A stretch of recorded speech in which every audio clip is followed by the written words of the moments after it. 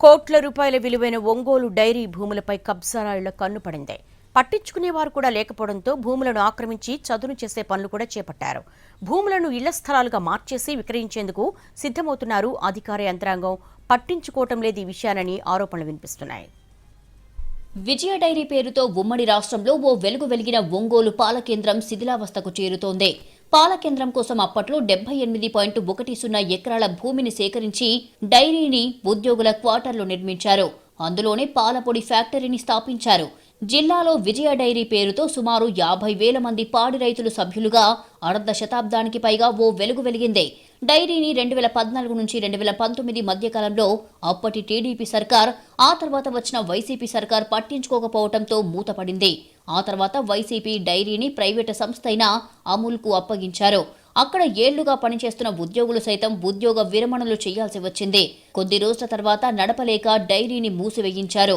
ఒంగోలు సహకార డైరీ కోసం అప్పట్లో పేర్నమిట్ట సమీపంలో కర్నూలు రోడ్డు పక్కన 78.10 ఎకరాల భూమిని సేకరించారు. రోడ్డు పక్కనే ఉన్న 7 ఎకరాలలో డైరీ కోసం భవనాలు నిర్మించారు. ఉద్యోగుల నివాసాలు, ఇతర అవసరాల కోసం 12.10 ఎకరాలు కేటాయించారు. మిగిలిన భూమిలో 20 ఎకరాలు జామాయిల్ తోట వేశారు. డైరీ వెనక భాగం 19 ఎకరాలు, ముందు భాగం 20 ఎకరాలు ఇతర అవసరాల కోసం మిగులుగా ఉంది. ఈ సందర్భంలో కొందరు వ్యక్తులు డైరీ కంచెను దాటి లోపలికి ప్రవేశించారు. సంస్థకు చెందిన భూముల్లోని చెట్లను తొలగించారు.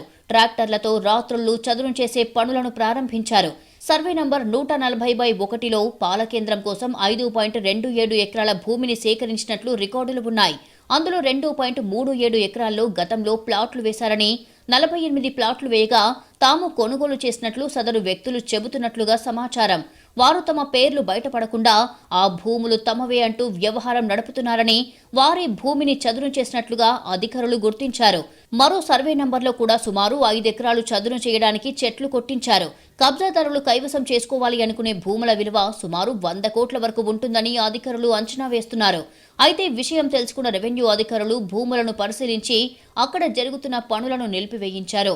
ఆ భూములకు సంబంధించి హక్కుపత్రాలు ఉంటే తమకు తెచ్చి చూపించాలని ఆదేశించారు. అయితే ఎవరు రెవెన్యూ అధికారుల వద్దకు వచ్చి తమ హక్కుపత్రాలను చూపలేదని సమాచారం. ఒంగోలు డైరీ పేరు ఆన్లైన్ కూడా జరిగి పాస్ పుస్తకాలు ఉన్నా కబ్జాదారులు భూములు చదును చేసి విక్రయించేందుకు సిద్ధమయ్యారని రైతు సంఘాల నేతలు ఆందోళన వ్యక్తం చేస్తున్నారు. కొంతమంది పాల కేంద్రానికి సంబంధించిన భూముల్ని కాజేసే ప్రయత్నం చేస్తూ ఉన్నారు. పాల కేంద్రంలో పాలఫుడ్ ఫ్యాక్టరీ, అట్లాగే కేంద్రం ముందు వైపు ఉంటే వెనక వైపు ఖాళీ స్థలం ఉంటుంది. అది పూర్తిగా డైరీ కంట్రోల్లో ఉండాలి. కానీ ఆ చివర గోడ లేని కారణంగా అట్నుంచి ఆక్రమణకి గురవుతుంది. అంటే పాల ఫ్యాక్టరీకి దక్షిణ వైపు నుంచి ఆక్రమణకు గురవుతూ ఉంది.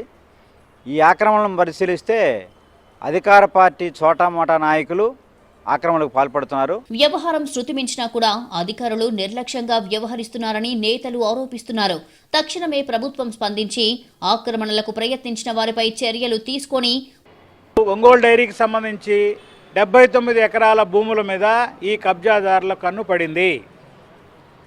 వెనక భూమి ఖాళీగా ఉన్న భూమిని ఆక్రమించుకోవడానికి ఈరోజు ఆక్రమణదారులు ఈరోజు రాజకీయాల అండదండతోటి ప్రభుత్వం, ఇప్పుడున్న అధికారంలో ఉన్న అధికార పార్టీ నాయకులు, అధికారుల అండదండలతోటి ఈ ఆక్రమణలు కొనసాగుతున్నాయని చెప్పి స్పష్టంగా అర్థమవుతోంది. మరోసారి ఇలాంటి ఘటనలు పునరావృతం కాకుండా చర్యలు చేపట్టాలని కోరుతున్నారు.